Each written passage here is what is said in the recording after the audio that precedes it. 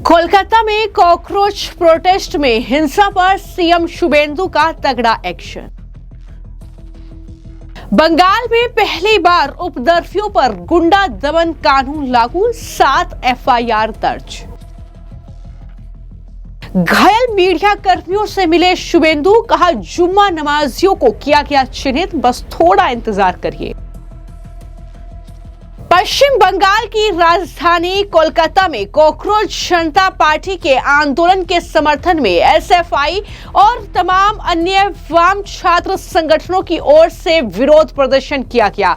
वहां पर इस विरोध प्रदर्शन में हिंसा हुई, पुलिस और पत्रकारों पर हमले किए गए और इस मामले को लेकर अब शुभेंदु सरकार ने कड़ा रुख अपनाया है।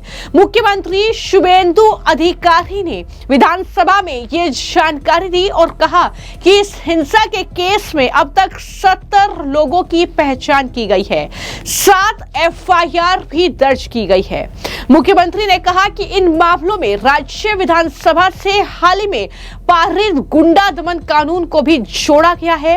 ये इस कानून का पहला प्रयोग है, यानी उपद्रवियों पर गुंडा एक्ट लागू किया गया है।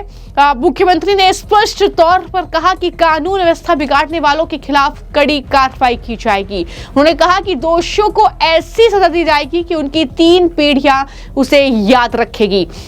तो शुभेंदु अधिकारी किसी भी सूरत में उपद्रवियों को नहीं बख्शेंगे। उन्होंने कहा कि हमने उनकी पहचान कर ली है, उन्हें चिन्हित कर लिया है, नीट से उनका कोई लेना देना नहीं था।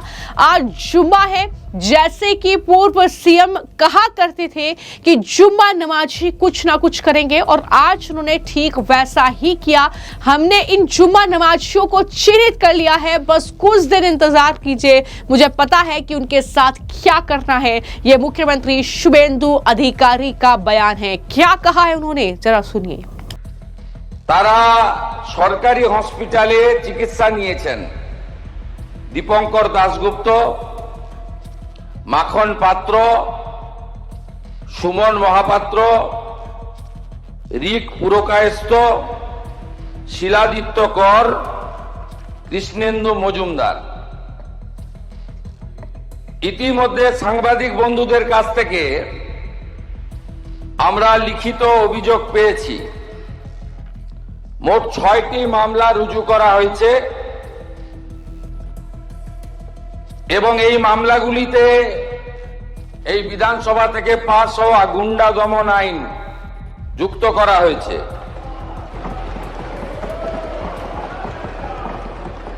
1 নম্বর রেফারেন্স কেস হেয়ার স্ট্রিট থানা, মামলা নম্বর 151, অভিযোগকারী Rahi Haldar. Reference 2 Hare Street থানা, মামলা নম্বর 152। এইভাবে মোট সুনির্দিষ্টভাবে 6টি মামলা দেওয়া হয়েছে। মোট 6 না 7টি মামলা, এন্টালি থানাতেও একটি মামলা হয়েছে। এই মামলাগুলোতে গুন্ডা দমন আইনকে যুক্ত করা হয়েছে এবং প্রায় 70 জনকে চিহ্নিত করা হয়েছে, যাদের একজনও ছাত্র নয়, যারা একজনও সেলফ ডিক্লেয়ার ককরোচ পার্টির মেম্বার নয়, যারা একজনও নিট সংক্রান্ত আন্দোলনকারীদের অংশ নয়। 4 জন কুখ্যাত লোকের নাম আমি এখানে বলছি, যাদেরকে আমরা ছাড়বো না। আরো বাকিগুলোর নাম তো আমি এখানে বলে সময় নষ্ট করব না। আফরোজ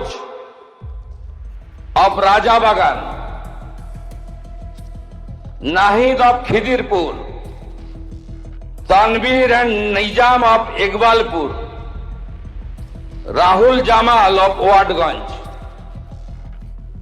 এই 5টা গুন্ডার নাম আমি এখানে ঘোষণা করলাম। গুন্ডা দমন আইনে এমন ব্যবস্থা নেব যাতে একদিন নয় এই গুন্ডাদের 3 পুরুষ মনে রাখে। এই জন্যই গুন্ডা দমন আইন এনেছিলাম, এই জন্যই গুন্ডা দমন আইন রাজ্যপাল মহোদয় পাস করেছে। এর প্রয়োজনীয়তাটা কতটা ছিল বাংলার মানুষ দেখেছে।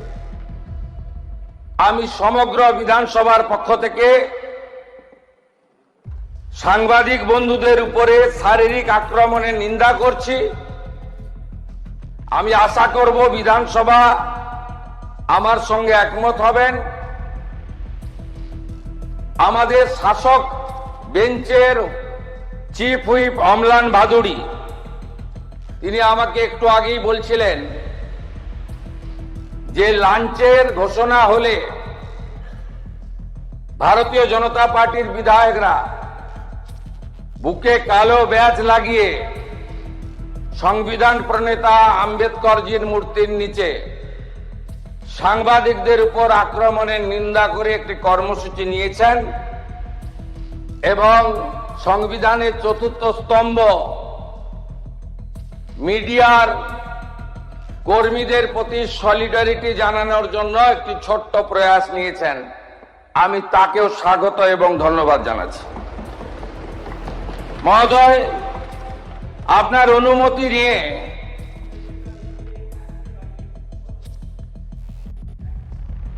আমি বলার পরে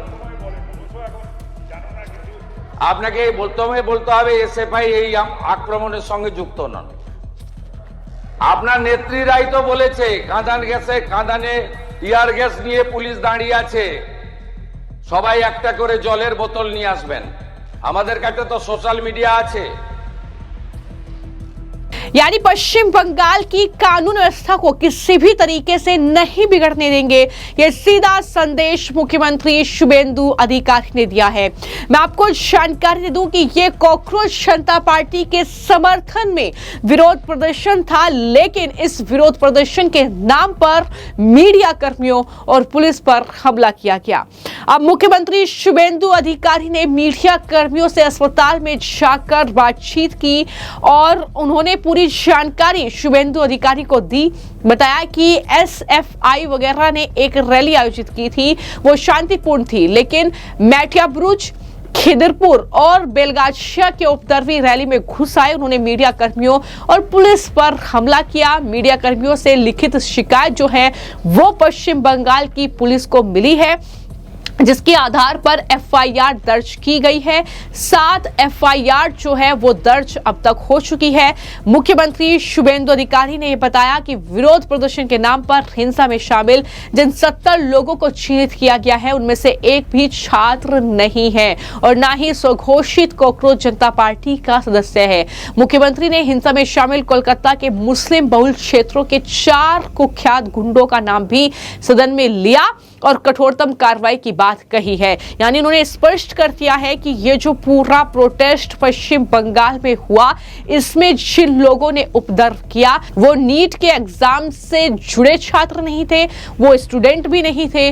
उन्होंने साफ तौर पर कहा कि वो कुख्यात गुंडे थे जिन्होंने हमला किया है। यही वजह है कि मुख्यमंत्री ने दरअसल कहा कि सरकार ने पहले ही पुलिस को स्पष्ट निर्देश दिया था कि लोकतांत्रिक विरोध प्रदर्शन में अनावश्यक बल प्रयोग नहीं किया जाएगा। जब तक प्रदर्शनकारी पूरी तरह नियंत्रण से बाहर नहीं हो जाते तब तक पुलिस संयम बनाए रखेगी। उन्होंने कहा कि पुलिस के मुताबिक रैली में लगभग 9000 लोग शामिल हुए थे। आरोप यह है कि कोलकाता और आसपास के कई इलाकों से चुनाव में हार चुके लोगों को भी रैली में लाया गया था। डोरीना क्रॉसिंग पहुंचने के बाद कुछ उपद्रवियों ने पहले जूते और बोतलें फेंकी, पत्रकारों को निशाना बनाया। उनका मकसद पुलिस को उकसाकर लाठी चार्ज और अन्य कार्रवाई करना था ताकि माहौल बिगड़े, लेकिन कोलकाता पुलिस ने संयम बरता। इसके लिए मुख्यमंत्री ने कोलकाता पुलिस की सराहना की है, लेकिन जो गुंडा एक्ट लागू किया है वो पहली बार इन उपद्रवियों पर इस्तेमाल किया है और इन उपद्रवियों से सख्ती से पुलिस निपटेगी, ये सीधे तौर पर शुभेंदु अधिकारी की तरफ से कहा गया है। सीपीएम पार्टी का कोई महत्व पश्चिम बंगाल में नहीं है। 34 साल राज किया है, जनता उनको पहचान लिया। CPM accepted, tested and rejected.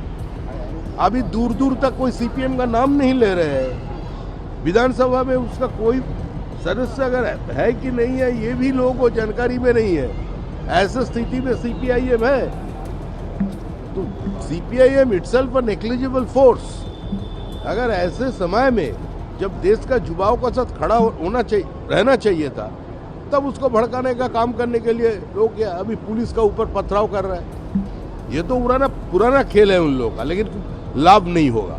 पश्चिम बंगाल में अभी बाबर का सरकार नहीं है, ये सबको समझना चाहिए। फिलहाल आपकी इस मामले को लेकर क्या राय है हमें कमेंट बॉक्स में जरूर लिखें। धन्यवाद।